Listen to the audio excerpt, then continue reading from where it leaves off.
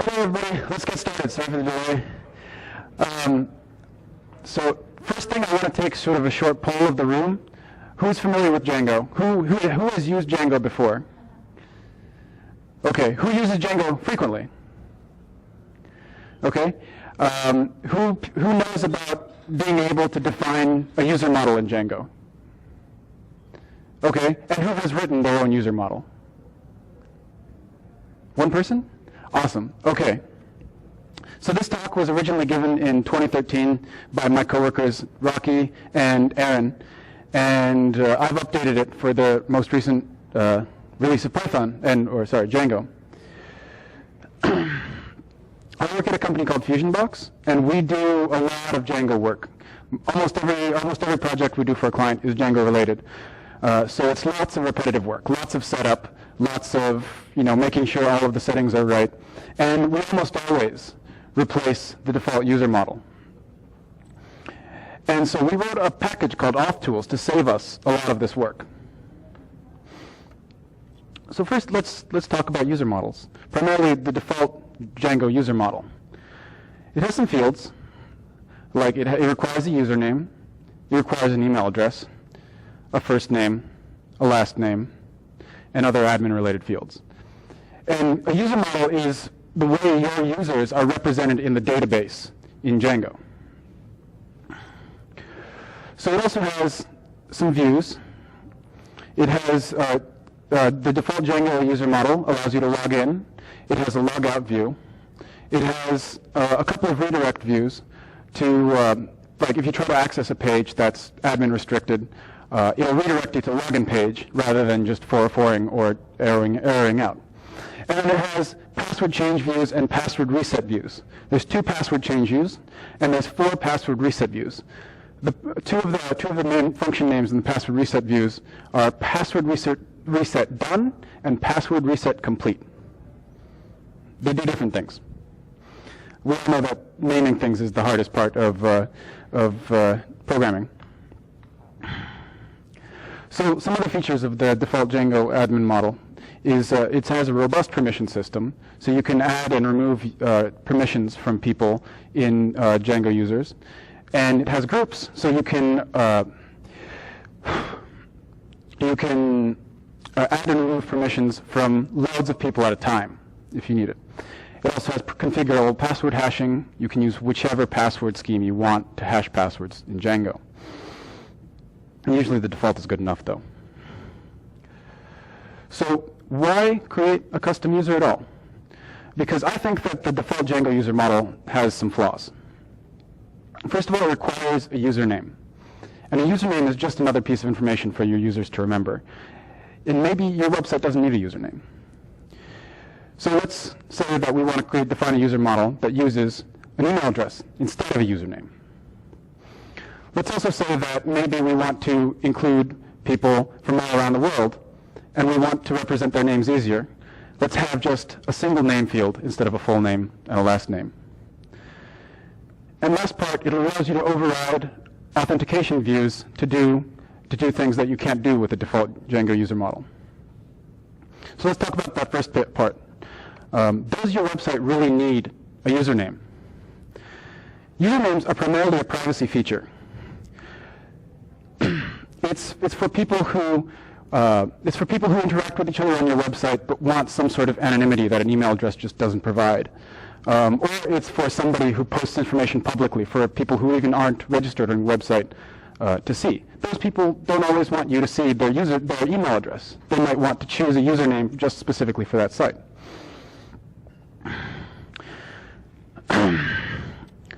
So let's just stick with email addresses. That seems like a good default.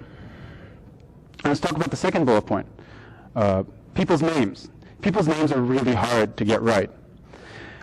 There's this wonderful blog called Falsehoods Programmers Believe About Names, and it lists a whole bunch of misconceptions about names. A lot of them I didn't realize when I was thinking about this stuff. And so it's very worth a read. And number 20 is that the misconception number 20 is that people have last names, family names, or anything else which is shared by folks recognized as their relatives. So if you're trying to do logic with last names, and two people have the same last name, they don't have to be related. Or if two people have different last names, they might still be related. So let's just have a field called full name. And to see how good your website is at being inclusive with names, I propose a litmus test. I propose the Prince litmus test. Can Prince register on your website? He was born with first and last names, but he's gone by loads of different names through his career. And every single name that he's gone by qualify as his name. He shouldn't have to change his identity to, or who he identifies are, to use your service. So you should accept whatever he chooses to be his name as his name.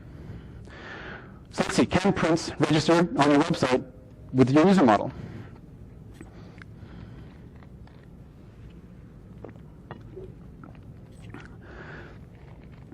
So the first website he tries to visit is a site where he's trying to register and the website is asking for his first and last name separately. He doesn't have a last name. What's he supposed to fill in there? He types in Prince. He leaves that field blank because it's not applicable to him. And he gets an error. He can't register on your site. So he's frustrated. Later, he changed his name to a symbol, the love symbol, which doesn't have a Unicode code point. But he managed to get it into the form anyway. So he spent all this work getting that symbol into that field, and the browser gets angry with him. It doesn't accept his first name, and it doesn't accept his last name. He can't register, and he's more frustrated. In reality, it's probably okay not to accept non-Unicode encodable names. I don't have a solution to this problem. The falsehoods blog will tell you that not all names are Unicode encodable, and we've just seen an example of that. So now he's going by the artist formerly known as Prince. This still doesn't work. I've seen some websites that won't let you have spaces in your names. So the first name errors, and some websites define the maximum length for your name. His last name's too long. He's really upset now.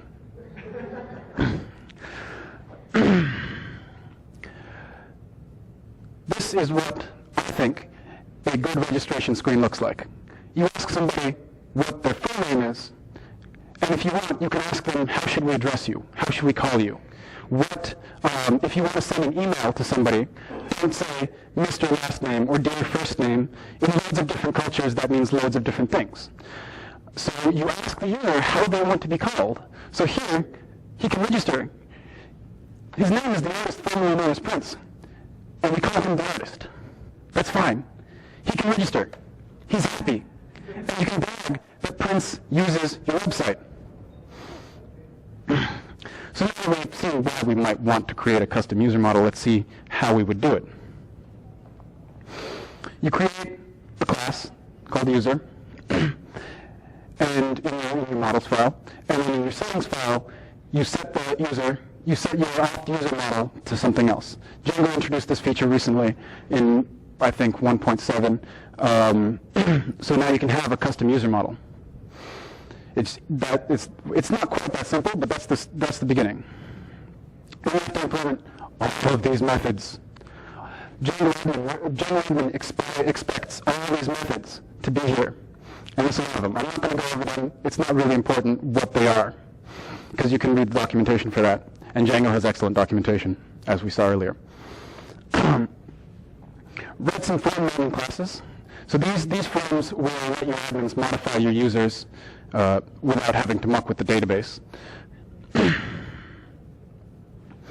then some user forms that your users will use to sign up, where Prince will sign up and he can change his name because he's going to more and more. Other things you might need might be like custom password reset logic or custom login logic. On some of our websites, we have, when you register, you don't choose an email, you don't choose a password. Your password is, a temporary password is emailed to you, and then when you log in to verify, you change your password. So we built a library to make all of this a whole lot easier. It's called Django Auth Tools, and we call it a custom user model for everybody. It was actually in the book, 2 Scoops of Django. And it was a wonderful book. If you're trying to learn more about Django, this is a very, very good book to get started. It has recipes and guides for doing all sorts of things in Django. And I've read it cover to cover, and I recommend that everybody who wants to learn Django should. It can also be used as a reference.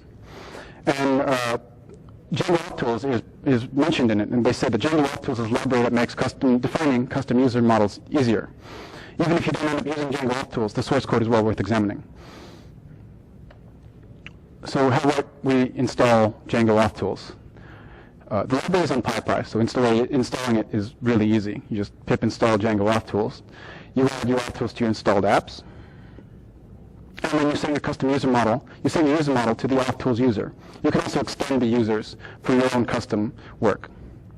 We also have URLs that for user actions that you can be installed in your project's URLs file if you're using the default the Django Auth Tools user model. So let's talk about some features of auth tools. First thing we do is we have email as a username by default.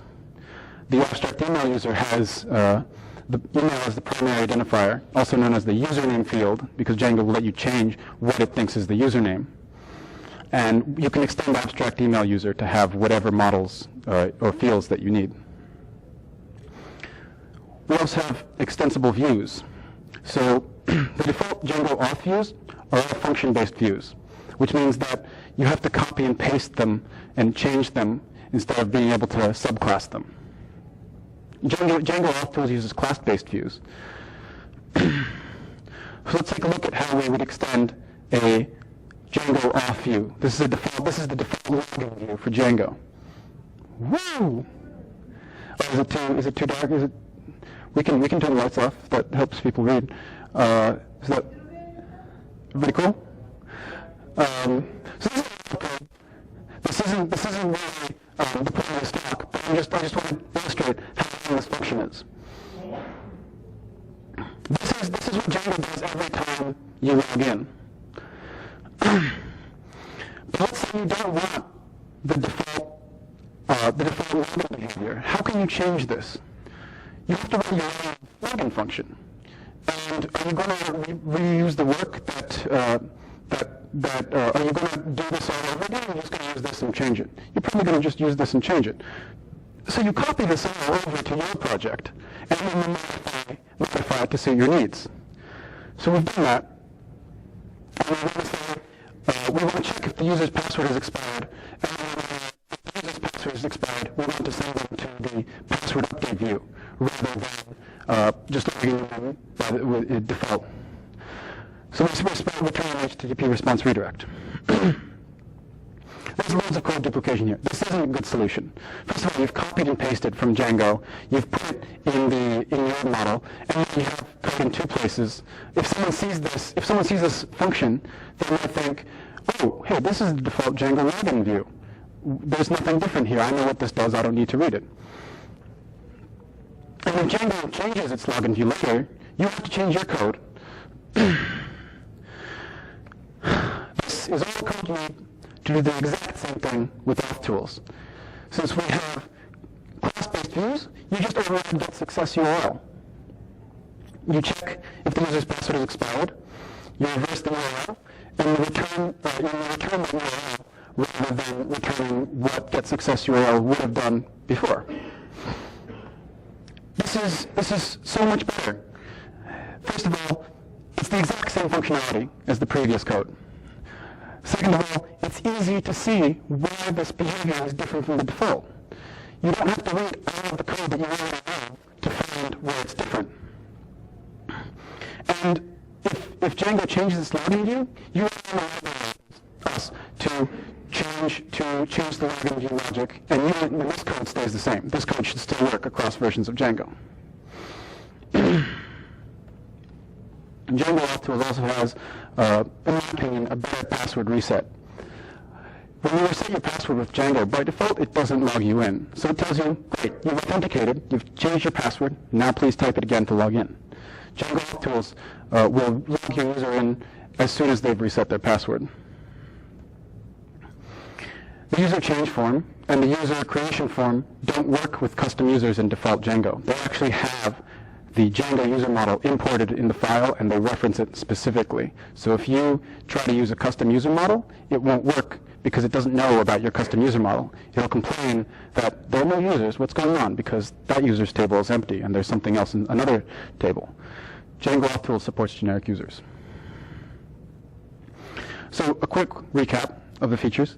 You're going to have an email address instead of a username.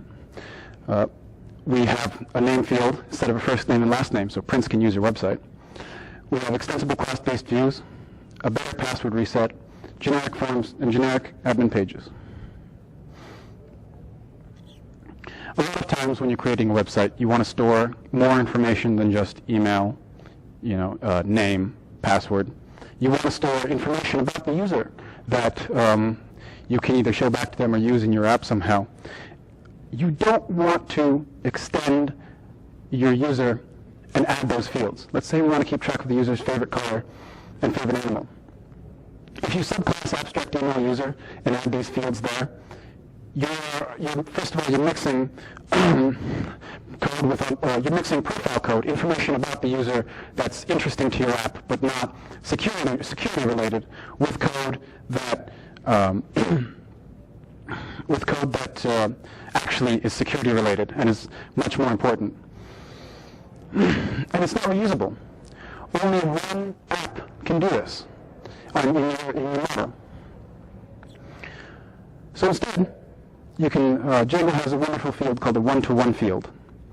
And what you can do is you create a completely different table. You create a completely different model in your ORM. And you keep track of the favorite animal, the favorite color, but you also have a link to the user's actual auth profile.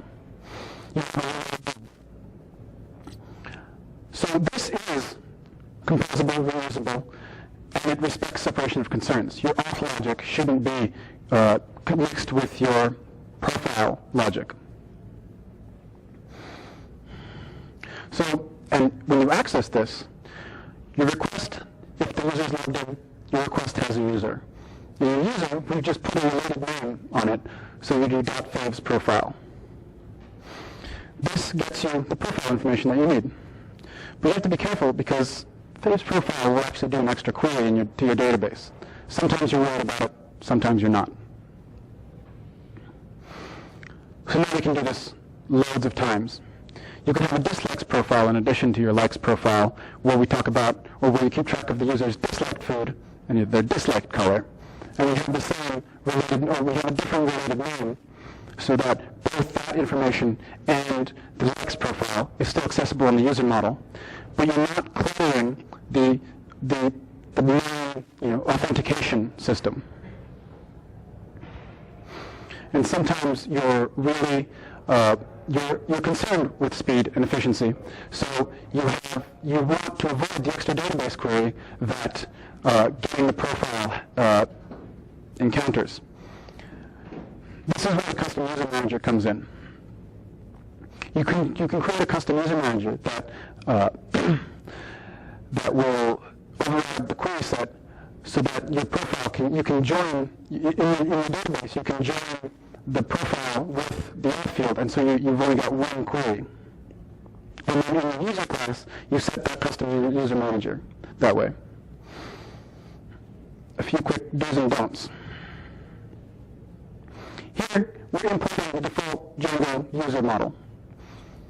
You don't want to hard code that into your app, because if you distribute your app, other people aren't going to be, and if you distribute your app and other people are using it, and other people are using different user models from you, this won't work.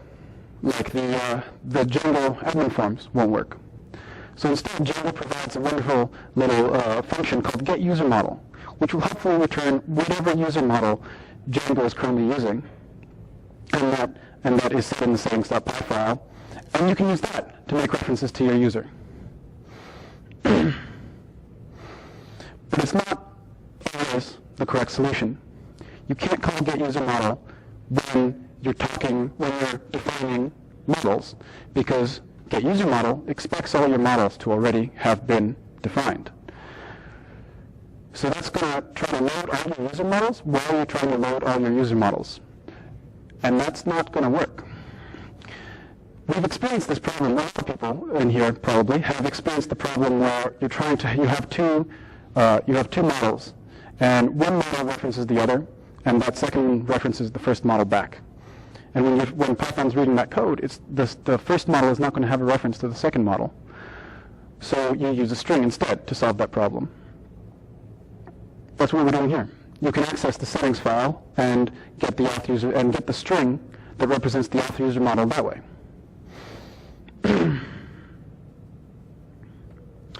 All right, that's the end of my talk. I'm Alex Boskovsky.